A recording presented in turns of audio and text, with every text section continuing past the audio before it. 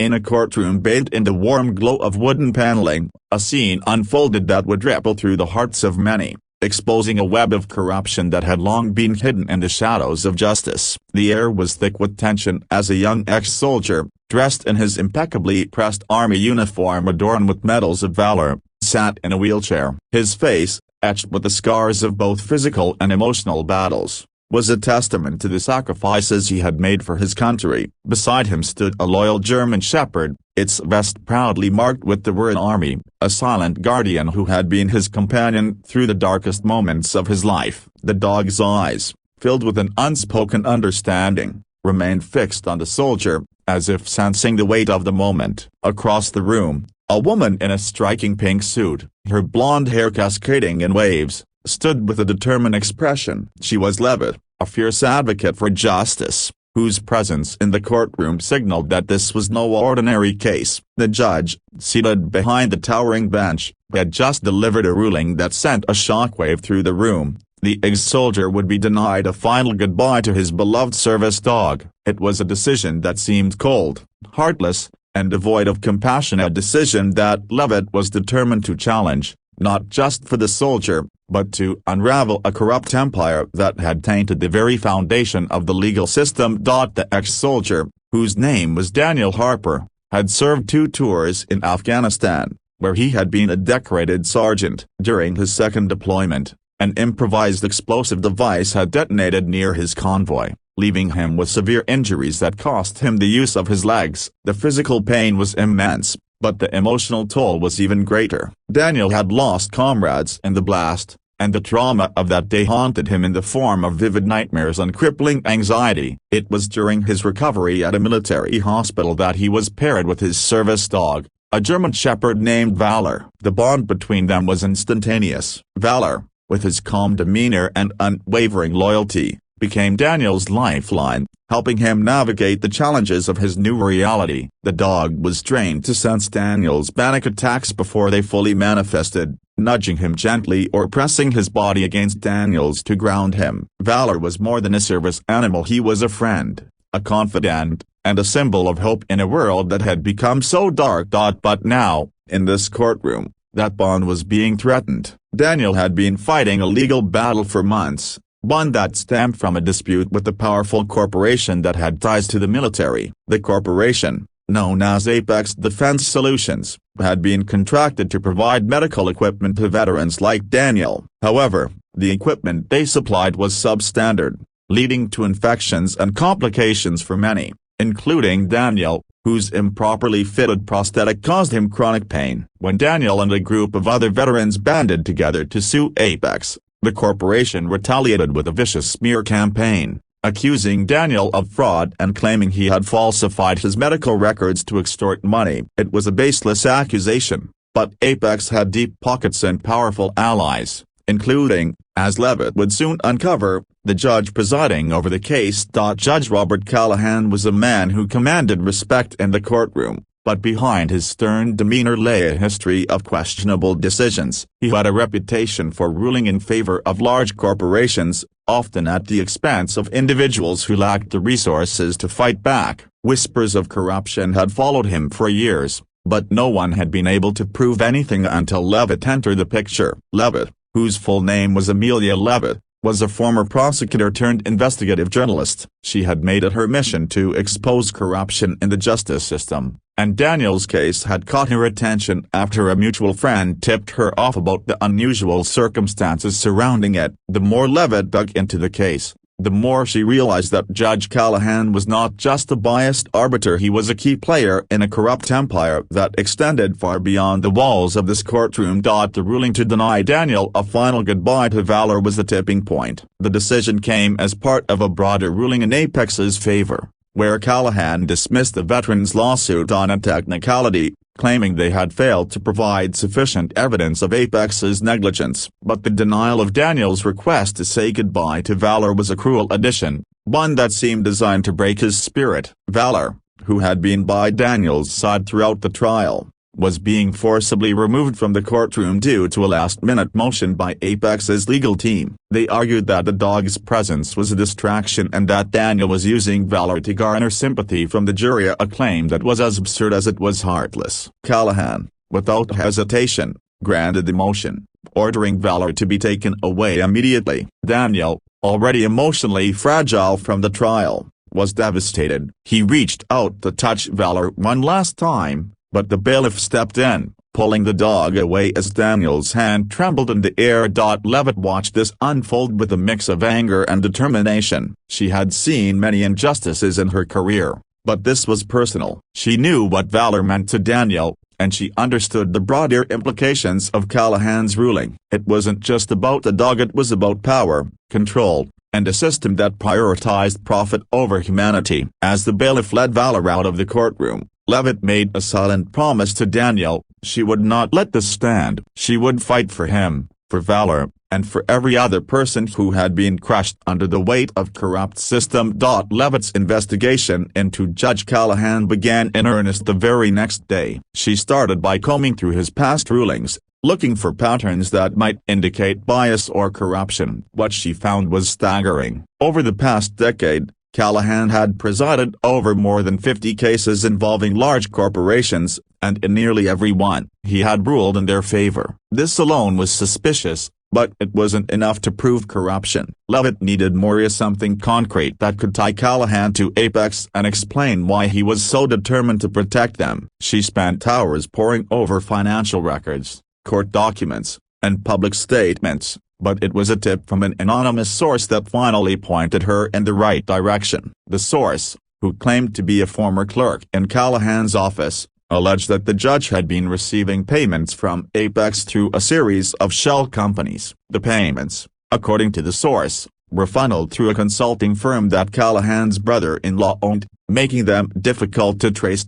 Armed with this lead, Leavitt reached out to a forensic accountant she had worked with in the past, a man named Ethan Carter, who had a knack for uncovering financial misconduct. Ethan was meticulous, spending days analyzing the records of the consulting firm, which was called Pinnacle Strategies. What he found confirmed the anonymous tip. Pinnacle had received millions of dollars from Apex over the past 5 years, and a significant portion of that money had been transferred to an offshore account linked to Callahan. The paper trail was complex, designed to obscure the connection, but Ethan's expertise allowed him to piece it together. The evidence was damning, a proof that Callahan was not just biased, but actively corrupt, taking bribes to ensure that Apex's interests were protected. But Leavitt knew that financial records alone wouldn't be enough to take down someone as powerful as Callahan. She needed to connect the dots between his rulings and the payments, and she needed to do it in a way that would stand up to scrutiny. She turned her attention to the veterans' lawsuit, examining the details of Callahan's decision to dismiss it. The technicality he had cited, a supposed failure to provide sufficient evidence, was flimsy at best. The veterans had submitted extensive documentation, including medical records, expert testimonies, and even internal emails from Apex that suggested they knew their equipment was defective but chose to sell it anyway. Callahan's dismissal of this evidence as insufficient was not just questionable, it was outright suspicious, especially in light of the financial ties Leavitt had uncovered. As she dug deeper, Leavitt discovered another layer to the story. Apex wasn't just paying Callahan to rule in their favor, they were also using their influence to intimidate the veterans into dropping their lawsuit. Several of the plaintiffs had received threatening letters and phone calls, warning them to back off or face consequences. One veteran, a woman named Sarah Mitchell, had even been targeted with a smear campaign that falsely accused her of being a drug addict, a rumor that cost her her job and her reputation. The tactics were ruthless, designed to break the veterans' resolve and ensure that Apex faced no accountability for their actions. Leavitt realized that this was bigger than just Callahan. It was a coordinated effort involving Apex, the judge, and possibly other players in the legal and corporate world. While Leavitt worked on building her case against Callahan, Daniel was struggling to cope with the loss of Valor. The dog had been taken to a local shelter, pending a decision on his permanent placement. Daniel, confined to his wheelchair and battling the emotional fallout of the trial, felt more alone than ever. He had lost so much already: his mobility, his career, and now his best friend. The thought of Valor sitting in a kennel, confused and waiting for him, was unbearable. Daniel's mental health deteriorated rapidly, and he began to withdraw from the world, refusing to speak to anyone, even his family. His mother, a kind but weary woman named Margaret, reached out to Leavitt in desperation, begging her to do something. Margaret's voice trembled as she spoke, her words a plea for help. "He's slipping away from us, Amelia." Valor was the only thing keeping him going. "If he loses that dog for good, I don't know if he'll make it." Leavitt felt the weight of Margaret's words, and it only fueled her determination. She knew that time was running out, and not just for Daniel, but for the entire case. If she didn't act quickly, Callahan and Apex would get away with everything, and Daniel would be left with nothing. She decided to take a bold step. She would confront Callahan directly, using the evidence she had gathered to pressure him into reversing his decision about Valor. It was a risky move, one that could backfire spectacularly, but Leavitt was running out of options. She arranged a meeting with Callahan under the pretense of discussing a potential settlement in the veteran's case, knowing that he would likely agree to meet if he thought there was a chance to make the lawsuit go away. The meeting took place in Callahan's chambers, a richly appointed room that exuded authority. Callahan sat behind his desk, his expression unreadable as Leavitt took a seat across from him. She wasted no time, placing a folder on the desk and sliding it toward him. "Judge Callahan," she began, her voice steady despite the adrenaline coursing through her, "I have evidence that you've been receiving payments from Apex Defense Solutions through Pinnacle Strategies. I also have proof that you dismissed the veteran's lawsuit on false grounds, likely to protect Apex's interests. I'm giving you a chance to do the right thing or reverse your decision about Daniel Harper's dog, and recuse yourself from the case. If you don't, I'll take this evidence to the press and the state ethics board. Your career will be over." Callahan's face darkened as he opened the folder and scanned the documents inside. For a moment, Leavitt thought he might lash out or deny everything, but instead, he leaned back in his chair, a cold smile playing on his lips. "You're a clever woman, Miss Leavitt," he said, his tone dripping with condescension, "but you're out of your depth. Do you really think you can take me down with a few bank statements? I have friends in high places, people who will make sure your little crusade ends before it even begins. As for the dog, my ruling stands. Harper doesn't deserve a goodbye, and he certainly doesn't deserve to win this case." Leavitt had expected resistance, but Callahan's arrogance was staggering. She realized that he wasn't just corrupt, he was untouchable, or at least he believed he was. But Leavitt wasn't about to back down. She left the meeting with a renewed sense of purpose, knowing that she would have to take her fight to the public. If Callahan wouldn't listen to reason, she would make sure the world knew what he had done. She spent the next few days working with a small team of journalists and activists, compiling her evidence into a comprehensive exposé told to copyright. The story, titled "Justice for Sale: How Judge Callahan Betrayed Our Veterans," was published in a major online outlet and quickly went viral. It detailed Callahan's financial ties to Apex, his history of biased rulings, and the devastating impact of his decision on Daniel Harper and Valor. The piece included interviews with other veterans who had been affected by Apex's negligence, as well as statements from legal experts who called for Callahan's immediate removal from the bench. The public response was immediate and overwhelming. Protests erupted outside the courthouse,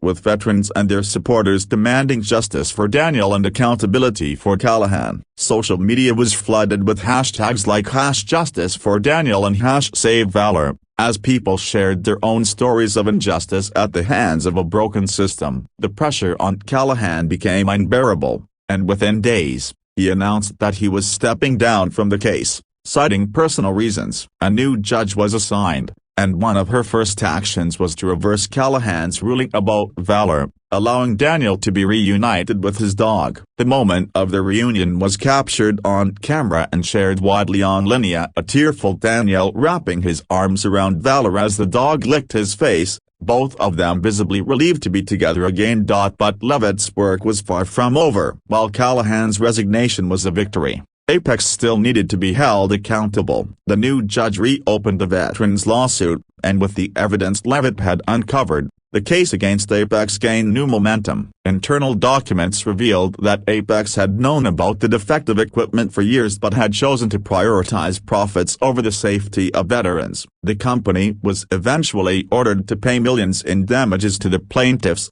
including Daniel, and several of its executives faced criminal charges for their role in the scandal.